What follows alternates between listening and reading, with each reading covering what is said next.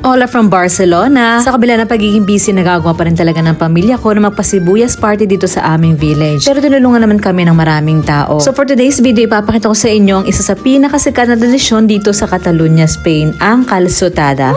Simula nang dumating ako dito sa Spain, inamulat na ako sa mga tradisyon at kultura dito sa Catalunya. Dahil ang pamilya na napuntahan ko yung mga cultural activists. Very active promoter ng local traditions, arts, and festivals. Pwede na tumakbo ng mayor itong asawa kong si Chef Jama at sigurado ako mananalo siya. Akong tato yung first lady at ang bahala sa pera nila.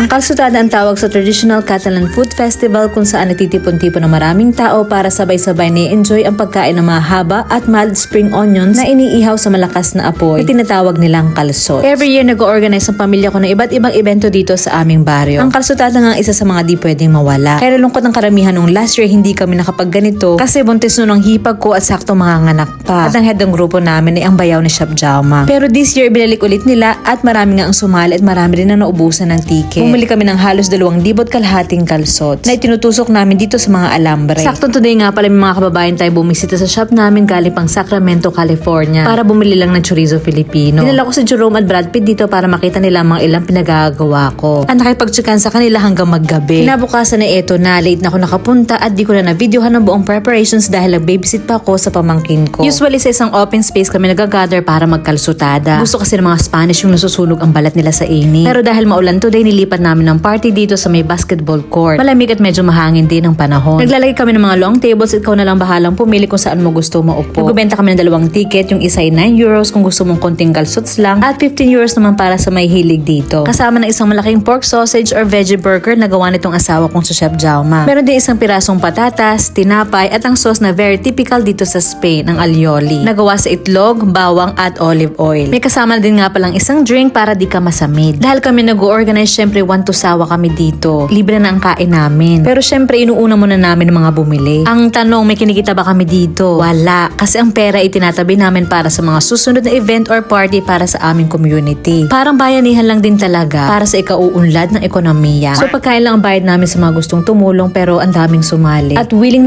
naman sila. Very typical ang celebration na ito during late winter papuntang spring season. Mga around January to April. Pero ang peak season ay February at March. Paano nga ba siya kainin? Kasama ba ang putik kapag kinain mo? Ikaw ang bahala. Hindi, ganito lang. Hawakan mo lang yung dahon sa taas sa may bandang gitna. Then pisilin mo lang yung ilalim para humiwalay sa ugat. Then hilahin mo ng dahan-dahan. Then ayan, nalalabas ng malinis na part niya at isasoso mo ito sa romesco sauce. Ang romesco sauce ay gawa sa maraming tomatoes, bell pepper, almonds, maraming garlic, vinegar, smoked paprika, salt and pepper at olive oil. Isang popular sauce dito ang romesco na masarap ding i-partner hindi lang sa mga gulay pero para sa mga meat and isda na rin. Pwede daw bang gawin ito sa leeks kung wala kayong calçots? Pareho lang ba? Magkaiba sila pero magkamag-anak sila. Parang malalaking scallions ito. Pero yes, pwede nyo ring subukan sa leeks. Naipakita ko na ito last year sa isang vlog ko. And pasado din ang kanyang lasa. Hanap na lang kayo ng recipe ng romesco sauce. After namin mag-calçots dito, ay meron ding chocolate cake na included sa ticket. Nagbaon rin ito mga kaibigan ko ng alak, pang tunaw daw sa mga kinain namin. At na-appreciate ko naman itong kaibigan ko dahil dinalhan daw niya ako ng hinog na mangga. Namigay na rin ako ng chorizo Filipino sa mga ilang Spanish na nakakilala sa akin dito dahil nakikita doon nila ang aking mga videos. By the way, puno na po ulit ng aming online store para sa mga gustong tumikim. pinaysabarcelona.com. Pero para lang po ito sa mga nasa EU countries. O diba, naisingit ko na naman pagbenta ko ng longganisa. Tinapos namin ang party na sinasayaw yung ilang traditional dance nila, ang balda bastons at itong Bolanjera del Balda Caldos. At dahil nabitin kami sa party, nagbanding na lang kami sa bahay at kumain ng tinola at kanin kasama itong mga kaibigan ko. Kung gusto niyo pong malaman iba pang tradisyon, kultura at buhay ng isang Pilipina dito sa Spain na nagtitinda ng longganisa, I feel free to follow. Hanggang sa susunod. Adios!